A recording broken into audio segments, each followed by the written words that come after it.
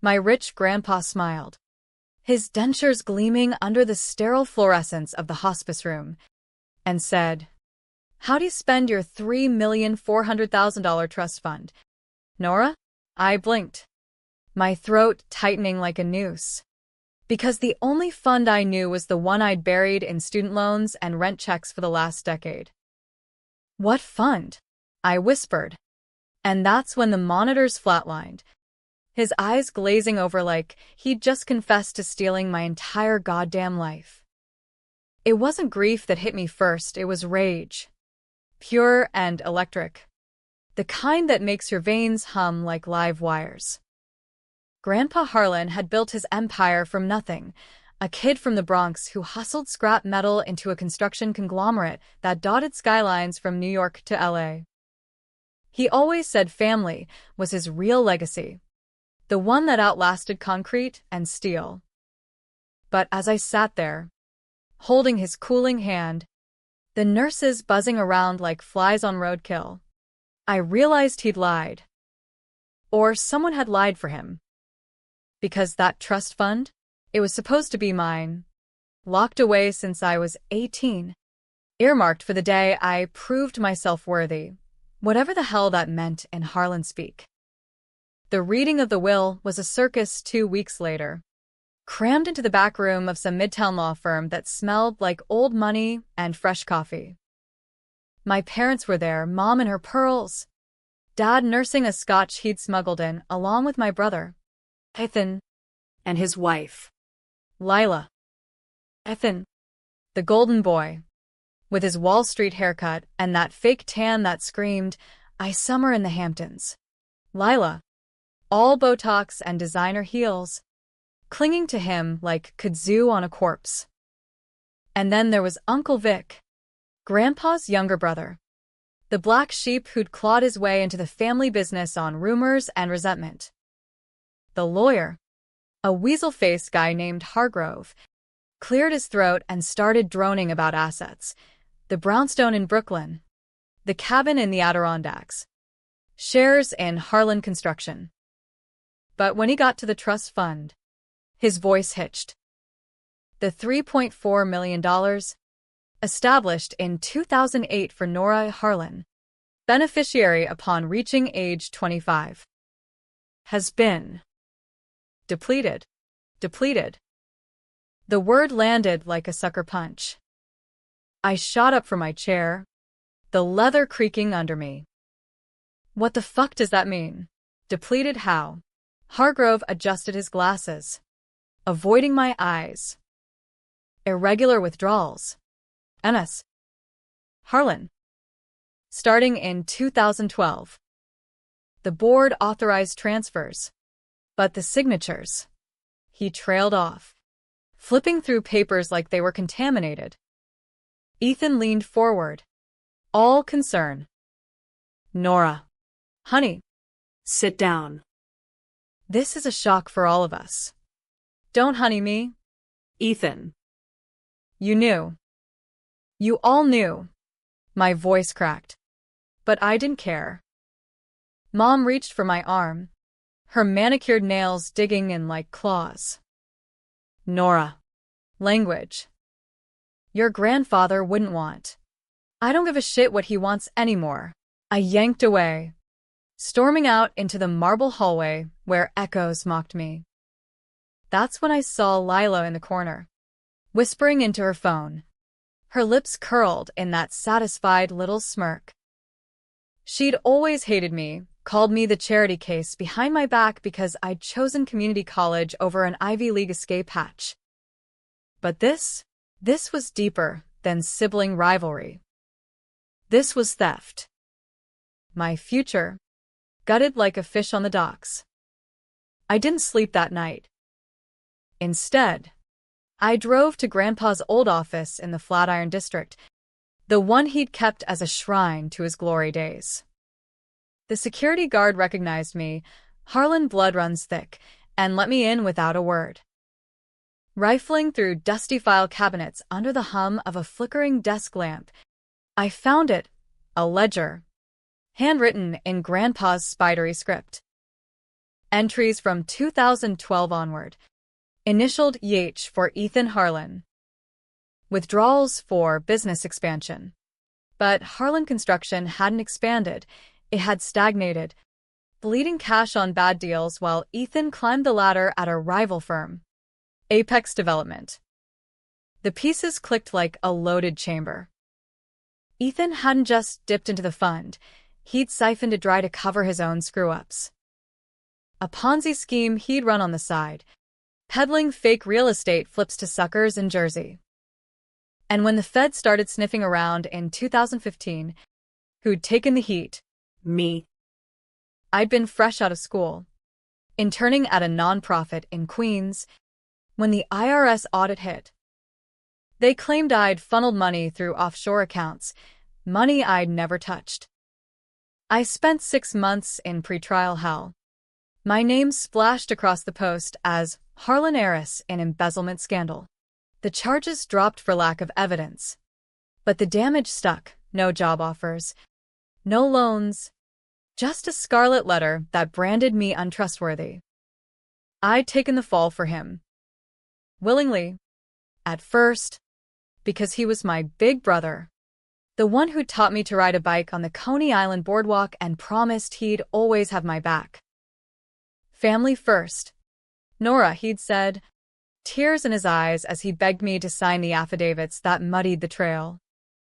I'd lied to the investigators, buried the truth under layers of half-truths, all because blood is thicker than ink. But he'd left me to rot in the aftermath, watching from his penthouse perch while I scraped by on gig economy scraps. By dawn, the rage had crystallized into something sharper, a plan. Revenge isn't a sprint, it's a siege. And Ethan? He was my Troy. I started small, the way you test a blade before the thrust. First, I needed proof, ironclad, the kind that could topple empires without leaving fingerprints. I hired a PI out of a Yellow Pages ad in a Brooklyn diner. A grizzled ex-cop named Kowalski who chain-smoked camels and charged by the lie he uncovered. Harlan. Huh? Your brother's a snake in a suit, he grunted over greasy eggs, sliding me a flash drive of bank records. Ethan's transfers weren't just sloppy, they were a roadmap of greed. $200,000 to a Cayman shell company owned by Lila's cousin. $500,000 funneled through a consulting firm that traced back to Uncle Vic's poker buddies in Atlantic City. And the kicker, a $1.2 million loan to Apex, where Ethan now sat as VP, his signature authorizing the very fund he'd drained. Kowalski's eyes narrowed. Kid, this ain't just theft. It's racketeering. You go public. You bury him. But why not call the cops? Because the cops are why I'm broke, I snapped. They pinned it on me once. This time, I want him to feel it, from the inside out. My first move was psychological warfare, the kind that festers like an untreated wound. I leaked an anonymous tip to the Journal, Harlan Construction Insider Whispers of Embezzlement Revival. Nothing named. Just enough smoke to make investors twitchy. Harlan stock dipped 3% overnight, and Ethan's phone blew up with frantic voicemails from board members. I listened to them from a burner app, parked in a Starbucks lot in Midtown, sipping black coffee that tasted like ash. He called me that afternoon, voice smooth as oiled leather. Nora. Dinner? Lila's making her famous risotto. We need to talk family. I played along, showing up at their Tribeca loft in a thrift store dress that screamed struggling sister. The place was a monument to excess. Eames chairs, Warhol prints, a wine fridge humming with bottles worth my monthly rent. Lila air-kissed my cheeks, her perfume choking me like exhaust. Nora. Darling. You look rested. Therapy helping. Fuck you. Lila, I said sweetly, clinking glasses. Ethan shot her a look, then steered me to the balcony overlooking the Hudson, the city lights winking like conspirators. "What's eating you, sis? The will?" Grandpa was old. Decisions get fuzzy. I leaned on the railing, wind whipping my hair. Fuzzy like the $3.4 million that vanished? Or fuzzy like the Ponzi you ran while I ate ramen? His face didn't crack, just a flicker, like a bad reception. "You don't know what you're talking about. That was a rough patch. I fixed it. By throwing me under the bus, I perjured myself for you. Ethan. Lied to feds. Lost everything. And you got the corner office." He sighed. Theatrical. Family helps family. You were collateral. Besides, Look at you now, free agent. No strings. That was the moment I saw the rot. He didn't even pretend remorse. Just entitlement, baked in from Daddy's knee. I smiled. cold. Yeah. No strings. Over dessert, some deconstructed tiramisu that tasted like regret, I dropped the first bomb. Casually. Over Lila's second glass of Pinot. "Heard from Uncle Vic lately? He mentioned that Cayman account. Said it was insurance against bad bets." Lila's fork clattered. Ethan's jaw tightened. "Vic's a drunk. Lies for sport. Maybe. But the ledgers don't lie." I watched them squirm, the air thickening like storm clouds. By the time I left, Lila was chain-texting her lawyer, and Ethan was pacing like a caged wolf. Phase 2, divide and conquer. Uncle Vic was the weak link. Always had been. Grandpa's shadow had twisted him into a schemer, flipping allegiances like poker chips. I'd caught him once, as a kid, skimming construction supplies to fence on the black market. But he had dirt on everyone, secrets buried deeper than bodies in the Hudson. I met him at a dive bar in Hell's Kitchen, the kind with sticky floors and jukebox blues. He slid into the booth, reeking of bourbon and regret, his tie loosened like a noose. "Nora Bug. Heard you stirring shit. Dangerous game. Game's already played. Uncle." Ethan's turned a fold. I slid him a printout, his name on the transfers, linked to Ethan's Apex deals. "You in or out?" Vic laughed. "A wet hack. Your brother's a viper. But family's family. What if I flip? Tell him you're gunning. Then I leak your Atlantic City tabs to the Post. $2 mill in markers. Vic. You drown." He went quiet, nursing his drink. "Harlan built this on Betrayal." Your grandpa? "He framed me for tax evasion back in '98. Cost me a decade." Ethan's just the next branch on the rotten tree. The confession hung there, heavy as humidity. Turns out, the family curse ran deeper. Grandpa had covered his own sins by pinning them on Vic, just like Ethan pinned his on me. Blood wasn't thicker, it was a chain. Vic's eyes gleamed. All right, kid. I'm in. But I want to cut when it burns. Deal, I said, clinking bottles. Traitors make the best allies. With Vic in my pocket, I escalated. I hacked Ethan's email. Kowalski had a nephew who moonlighted as a script kiddie and forwarded evidence to Apex's board, doctored memos showing Ethan greenlighting bribes to city inspectors. Nothing illegal on my end. Just enough ambiguity to spark an internal audit. The fallout was swift. Ethan got sidelined to special projects, his bonus vaporized. Lila started sleeping on the couch, her Instagram feed flooding with passive-aggressive yoga quotes about toxic masculinity.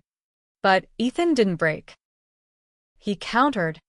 sly as a fox in a henhouse.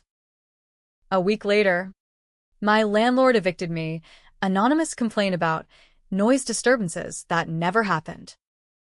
Then my freelance gigs dried up. Clients citing reputation risks after a smear piece hit Gawker. Harlan Black Sheep bites back.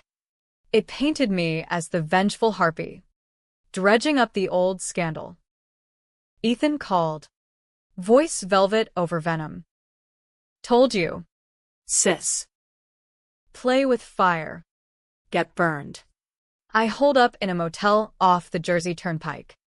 The walls thin as promises. Plotting my riposte. That's when Vic flipped. Text at 2 a.m. Sorry. Kid. Ethan's got photos. You and that PI? Looking cozy. He knows. Bastard. But I saw the angle. Ethan was desperate. Buying loyalty with scraps. Time to go nuclear. The climax brewed like a nor'easter. Winds howling off the Atlantic as I drove back to the city. I couldn't trust Vic anymore. But I didn't need him. I had the ledger, the flash drive, and a live feed from Kowalski's bug in Ethan's office. The audit had him cornered. He was scrambling, calling in favors from old marks, promising kickbacks to bury the bribes. Lila was cracking too. Overheard her on a spa trip to the Berkshires, sobbing to her therapist about irreconcilable differences and financial infidelity. I decided on the gala. Harlan Construction's annual black tie bash at the Met. A glittering orgy of egos and expense accounts. Ethan would be there, peacocking for investors. Lila on his arm like a trophy with a temper. I crashed it in a borrowed gown, crimson silk that hugged like a second skin. Courtesy of a drag queen friend from my bartending days in the village. Security waved me through. Blood will out. Even when it's boiling. The grand hall was a fever dream, chandeliers dripping light like honey. Air thick with Chanel and cigar smoke. I nursed a champagne flute. Eyes locked on Ethan across the room, schmoozing a cluster of suits. He looked sharp, but the cracks showed, dark circles under his eyes. Laughed too loud. Lila hovered nearby, scrolling her phone, oblivious until I sidled up. Nora, what the hell are you doing here? Her whisper was a hiss, eyes darting like a cornered rat. Family reunion, I murmured, clinking her glass. How's the risotto life treating you? She flushed, glancing at Ethan. Get out. Before I have you thrown out. But I was already moving, weaving through the crowd to the podium where the CEO was toasting Harlan's unbreakable legacy. I timed it perfect, slipped a USB into the AV text pocket with 100 spot and a nod. As the lights dimmed for the video montage, my reel kicked in, not Grandpa's glory days, but the truth. Bank transfers flickering on the massive screen. Ethan's signature looping like a hangman's knot. Audio clips of his voicemails, pleading with Vic. Bury it deep. Or we're both sunk. And the coup de grace, my old deposition tape. Voice trembling as I lied for him. Intercut with headlines branding me the thief. Gasps rippled like dominoes. Ethan froze mid-stride, face draining to chalk. What the? He lunged for the podium. But security, tipped off by Kowalski, held him back. Lila screamed, a sound like shattering crystal, clawing at my arm as the room erupted in murmurs. Phones out. Flashes popping. By morning, it'd be viral. You bitch. Ethan roared, breaking free, veins bulging in his neck.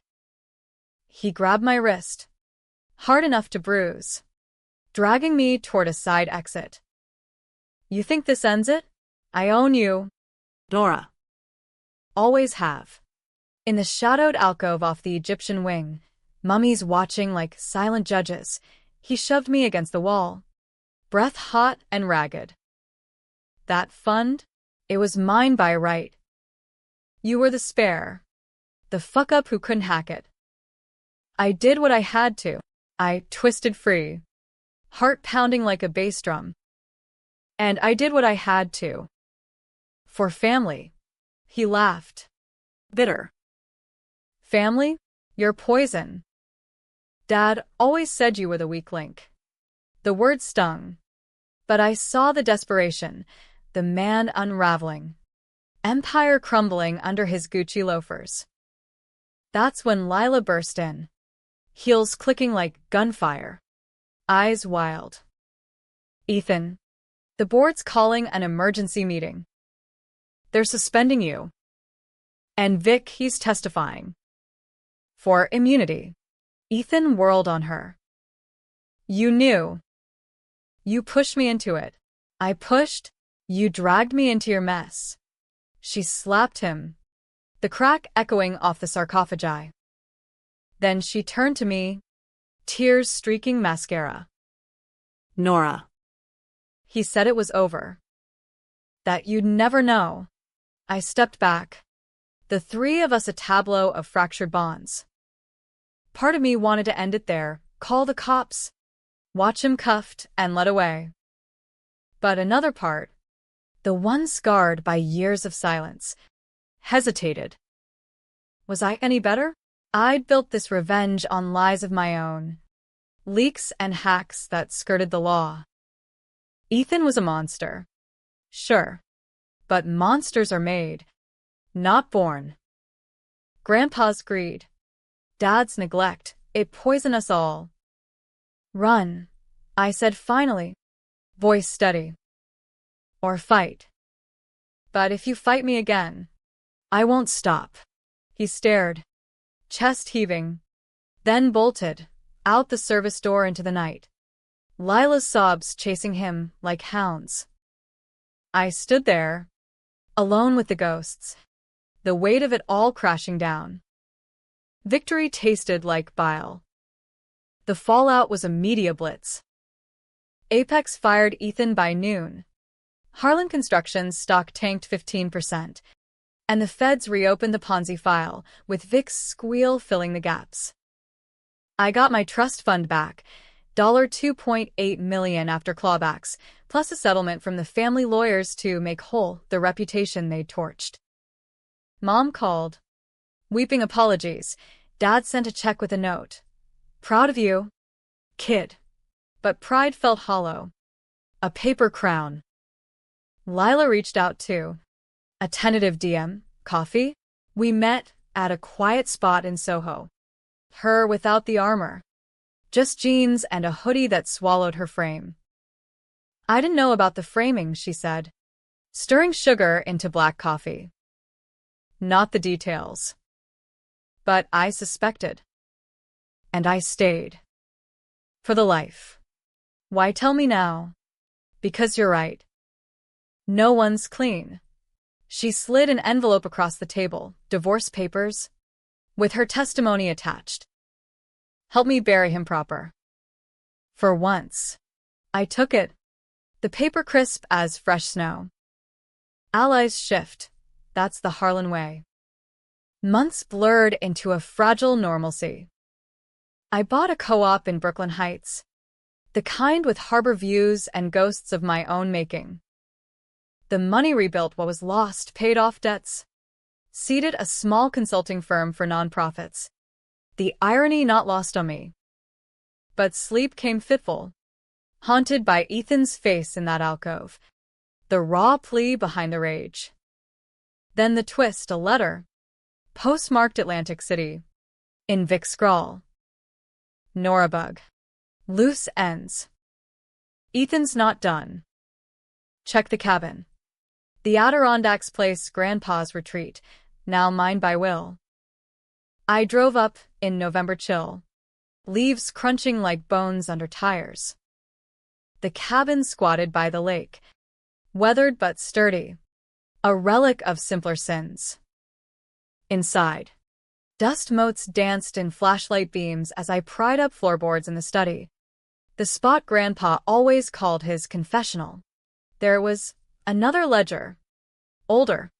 Yellowed pages chronicling not Ethan's theft, but Grandpa's. The real origin of the trust fund, dirty money from 80s mob ties. Laundered through construction bids rigged with union muscle. And the signatures? Not just fixed frame job. Mine. Forged as a toddler, but used in adulthood to backdate loans that kept the empire afloat. Ethan hadn't stolen the fund, he'd inherited the rot, covering for Grandpa's ghost long after the old man was cold. Worse, a letter from Ethan. Dated last week. Sis. I found this too. Knew about it for years. That's why I took the hit on the Ponzi, to pay back what Harlan owed the families. You weren't collateral, you were the key. The feds were closing in on the old sins. I framed you to protect us both. Destroy this, or we all burn. Love. E. My hands shook, the cabin spinning. All this time, my revenge had been a mirror, fighting shadows of the same beast. Ethan wasn't the villain.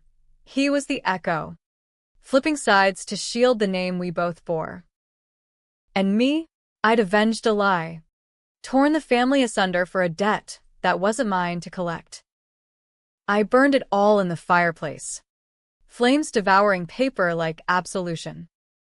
But as embers died, my phone buzzed. Lila.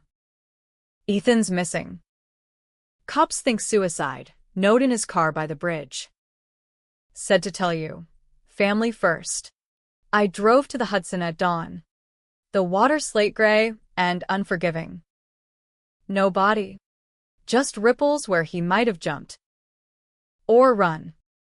The debate raged in headlines. Was Ethan a martyr? Sacrificing for Harlan's sins? Or a coward? Fleeing the noose I tightened? Lila mourned publicly, but whispered to me, he planned it. A new start. Clean slate. Take the money and vanish. I didn't know. Maybe he was right. Blood binds tighter than hate. Or maybe I was the fool, avenging phantoms while the real thief smiled from the grave. Either way, the fund's mine now. A tainted fortune.